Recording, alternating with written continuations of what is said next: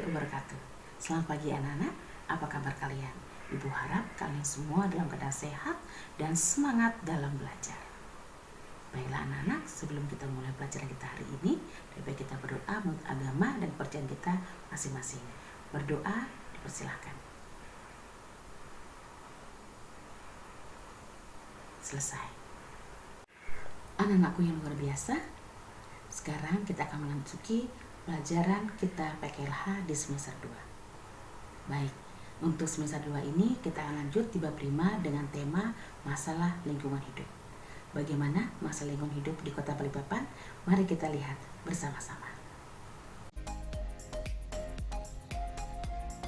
Baiklah, sekarang kita menuju ke bab 5 dengan tema masalah lingkungan hidup. Pengertian pencemaran lingkungan hidup adalah jadinya pencemaran yang dapat menurunnya kualitas dan terganggunya kesehatan serta ketenangan hidup makhluk.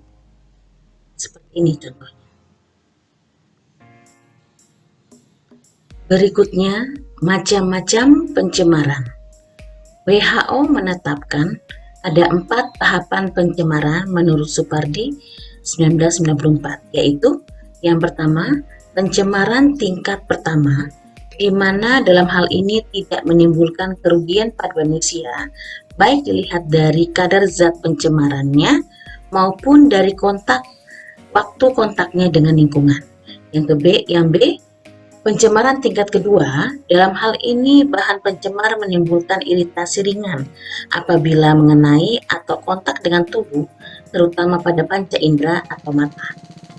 Yang C, pencemaran tingkat ketiga, dalam hal ini telah mengakibatkan reaksi fisiologi tubuh yang menyebabkan penyakit kronis.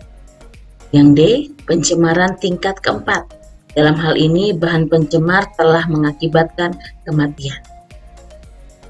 Contohnya seperti ini ya anak-anak.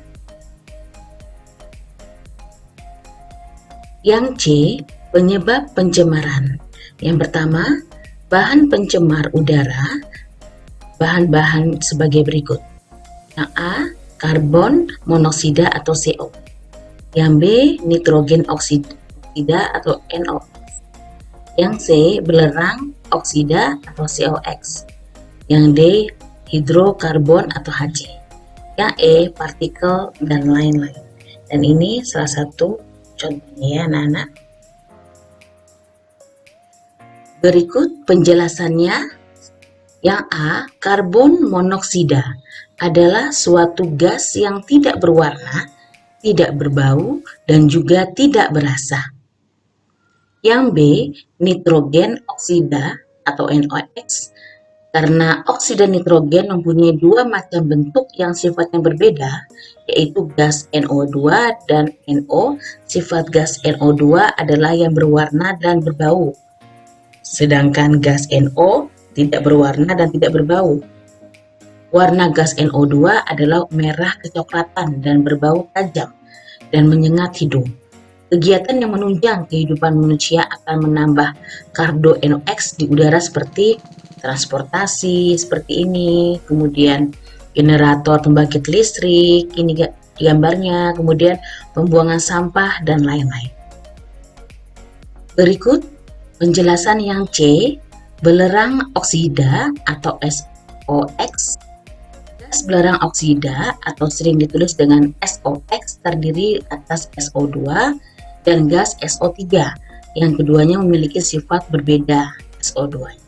Yang pertama, SO2 berbau tajam, kemudian kedua tidak mudah terbakar. Nah, kemudian untuk SO3, ciri-cirinya adalah sifatnya yaitu sangat reaktif, kedua mudah bereaksi dengan uap air yang ada di udara untuk membentuk asam sulfat atau H2SO4. Kemudian yang D, hidrokarbon atau HC. Hidrokarbon adalah pencemaran udara yang dapat berupa gas cairan maupun padatan. Dinamakan hidrokarbon karena penyusun utamanya adalah atom karbon dan atom hidrogen yang dapat terikat atau tersusun secara ikatan rantai.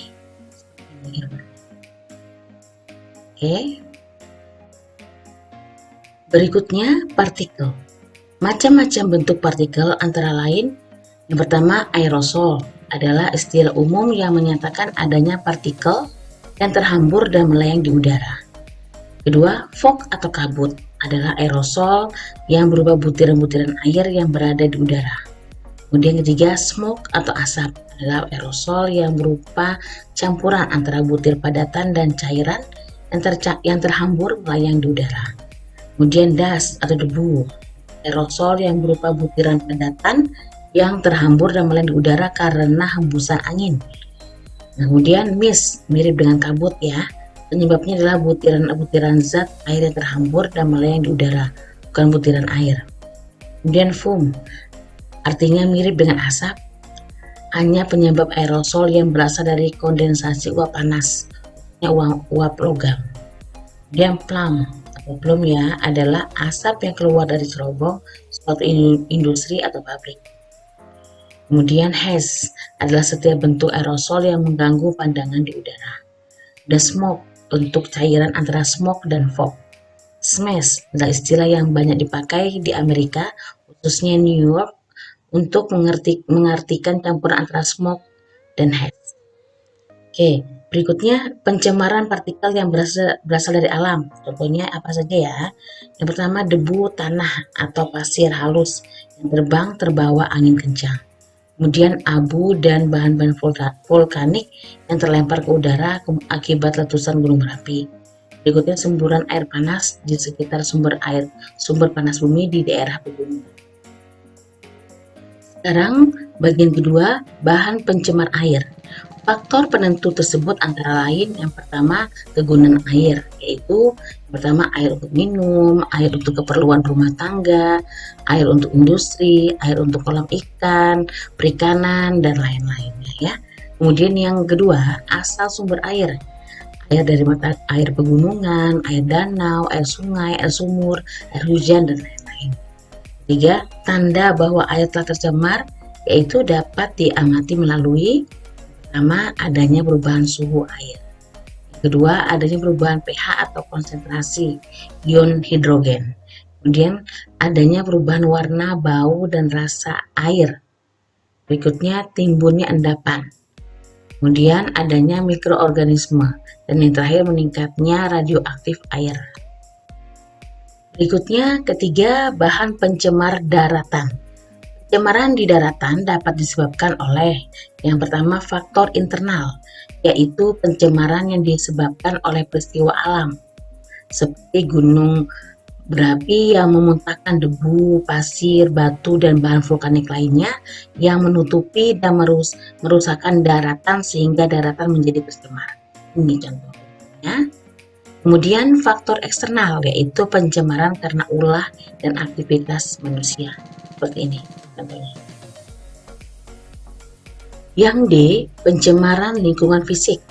Nah, pencemaran lingkungan fisik yang A, bagian A, pencemaran udara, terutama berasal dari gas buangan hasil produksi manusia, antara lain gas karbon monoksida atau CO, gas buangan sisa pembakaran bahan fosil, misalnya bensin, solar, minyak tanah, dan batu bara.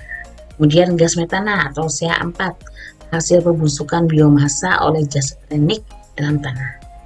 Ya, dan kemudian anak-anak AC juga merupakan bahan menciptakan tekanan pada alat penyemprot, botol minyak wangi, pengharum ruangan, penyemprot zat ini dapat bertahan lama lebih dari 100 tahun di atmosfer dan dapat menghancurkan lapisan ozon.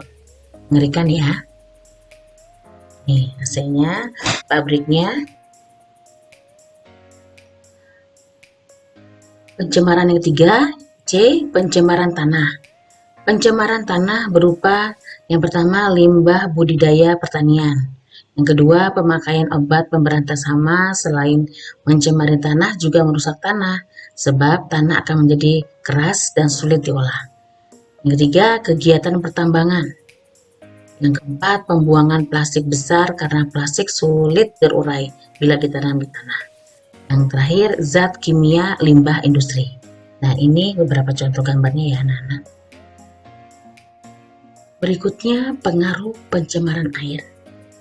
Apa pengaruhnya manusia apabila air tercemar?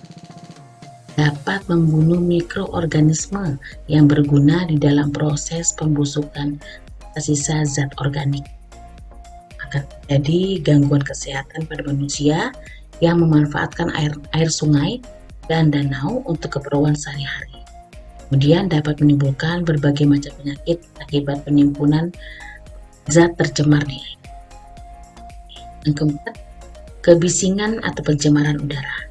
Kemajuan industri dan teknologi apabila tidak disertai dengan program pelestarian dan keseimbangan lingkungan dapat menimbulkan berbagai macam dampak.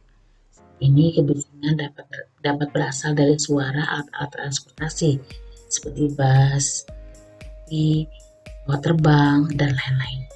Kebisingan di atas 50 dB atau desibel sudah dapat dianggap kebisingan yang perlu mendapat perhatian karena sudah mengganggu kenyamanan pendengaran. Ya.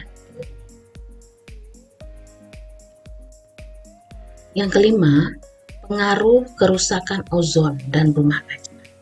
Nah, lapisan ozon adalah lapisan atmosfer bumi yang berfungsi sebagai pelindung dari sinar ultraviolet datang berlebihan dari sinar matahari.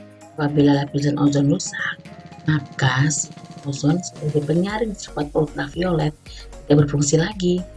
Sinar ultraviolet yang tidak tersaring lapisan ozon ini bumi dan dapat merusak kulit manusia.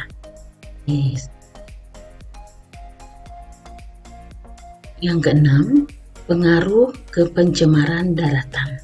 Pencemaran daratan dapat berakibat langsung dan tidak langsung.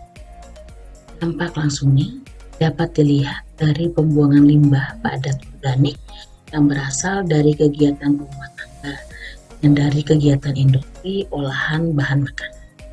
Yang kedua, dampak tidak langsung. Akibat pencemaran daratan adalah dampak yang dirasakan manusia melalui media lain yang ditimbulkan akibat pencemaran udara. Hal ini dapat menularkan berbagai macam penyakit, antara lain penyakit PES, hewan perantara kutu, kemudian penyakit gajah, hewan perantara nyamuk Culex patiens. Yang ketiga, penyakit malaria, hewan perantara nyamuk Anopheles, terdapat 4 spesies.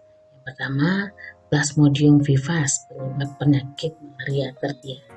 Yang kedua, Plasmodium malaria, penyebab malaria quartana. Yang ketiga, Plasmodium falciparum, penyebab malaria tropicana. Yang keempat, Plasmodium ovale, penyebab malaria ovale. Berikutnya kelima, penyakit demam berdarah, hewan perantara nyamuk Aedes. Berikutnya F, pengikisan pantai. Abrasi adalah pengikisan pantai yang disebabkan oleh hempasan ombak dan gelombang sebagai akibat dari hilangnya vegetasi pelindung. Kemudian yang G, kawasan industri kecil Somber, IKS. Strategis dan keunggulan komparatif yang dimiliki Kota Balikpapan menjadikan visi pembangunan kota ke depan sebagai sentra perdagangan dan industri perlu ditunjang dengan keberadaan prasarana dan sarana yang memadai serta kondisi situasi yang kondusif untuk memacu pertumbuhan dunia usaha kecil. Ya, jadi kemudian ini ya. Nah, anak-anak, pembahasannya terakhir bagian H, sungai dan daerah aliran sungai di Balikpapan. Walaupun di Kota Balikpapan tidak terdapat sungai-sungai dengan ukuran besar dan panjang, namun ada beberapa sungai yang terhitung cukup panjang, melebar. Pertama, Sungai Kelandasan Besar atau Sungai Ampung. Ya. Kemudian Sungai Manggar Besar. Ya, Sungai Manggar Besar. Kemudian Sungai Manggar Kecil, Sungai Sepinggan, Sungai Danau, dan Sungai Kelandasan.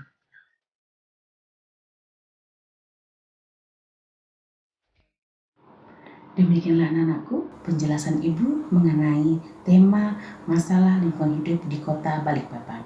Ibu berharap kita semua sebagai warga Kota Balikpapan selalu menjaga kelestarian, keindahan, kebersihan, kenyamanan Kota Balikpapan. Berikutnya, kalian bisa mengunjungi tugas kalian di Google Classroom. Ibu akhiri, wassalamualaikum warahmatullahi wabarakatuh. Selamat pagi.